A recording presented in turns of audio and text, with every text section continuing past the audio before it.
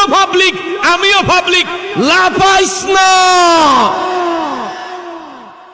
শেখ হাসিনা গেছে গা, তারা বুঝি ক্ষমতা আয়া গেছে।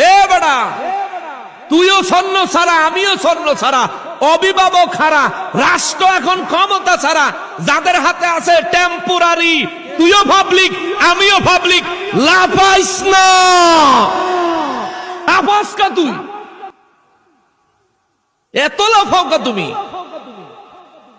তবে লাফাইয়া একটা বালাকাম করছো, তোর একটা ধন্যবাদ, তোরারে ধন্যবাদ যে তোরার আসল চরিত্রটা মানুষের সামনে, তোরারে ক্ষমতা দেওয়ানোর আগেই তোরা মানুষের সামনে নিজেকে আসল চরিত্র দেখাই দিছ।